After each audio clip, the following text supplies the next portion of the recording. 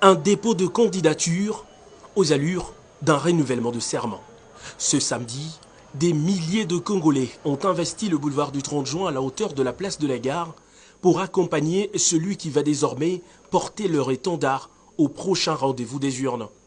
Le soleil de Kinshasa n'avait baissé en intensité quand le cortège présidentiel a franchi le siège de la CEI.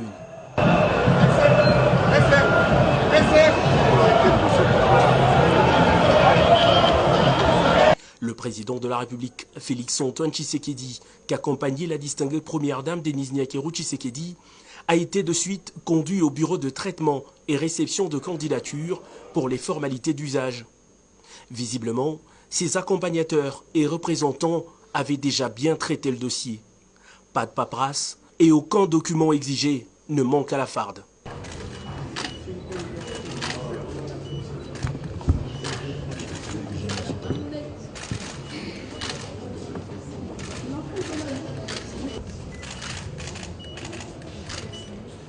Au sortir du BRTC, le président de la République est conduit comme tous les candidats déjà enregistrés au bureau du président de la centrale électorale, Denis Kadima.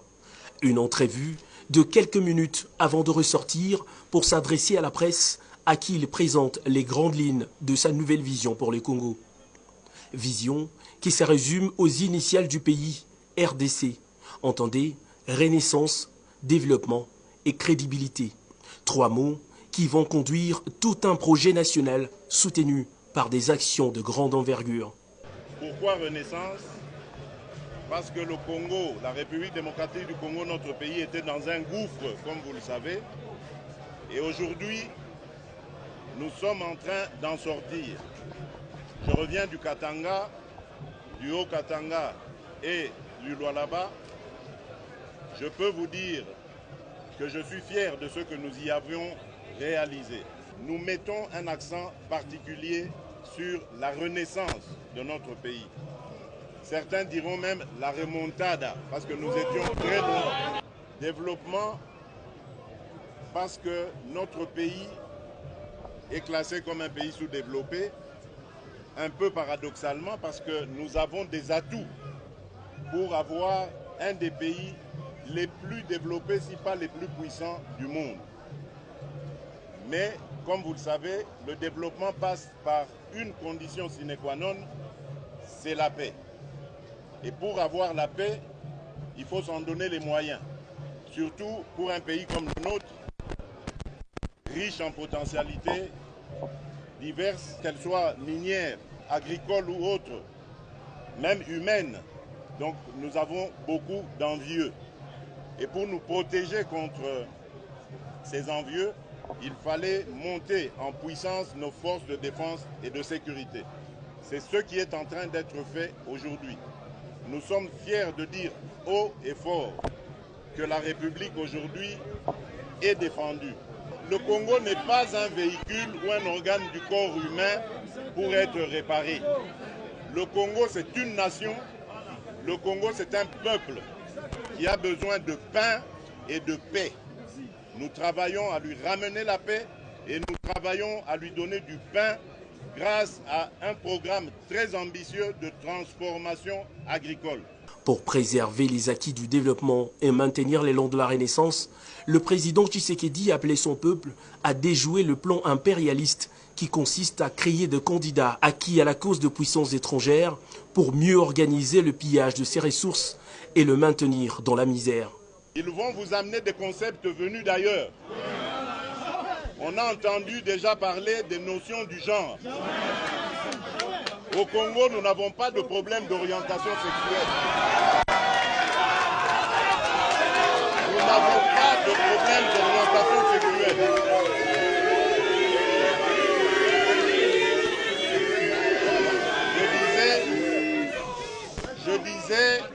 Je disais, on va vous amener des concepts venus d'ailleurs. Des concepts comme la notion du genre. Au Congo, nous n'avons pas de problème d'orientation sexuelle. Vous reconnaîtrez ces gens-là lorsque leurs parrains vont leur donner un mot d'ordre pour se réunir, se mettre ensemble pour devenir plus forts. Mais ils vont se tromper, ils ne seront pas plus forts parce que c'est notre peuple qui est le plus fort.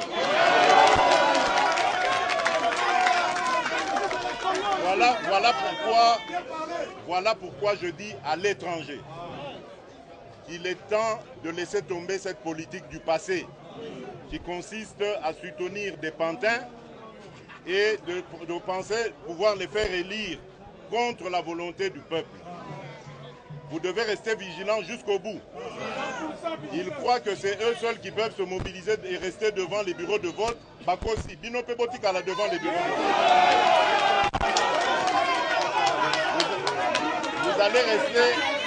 Vous allez rester devant les bureaux de vote jusqu'à la clôture du scrutin. Pour à la paix, Nao Yabiso Bapreuve.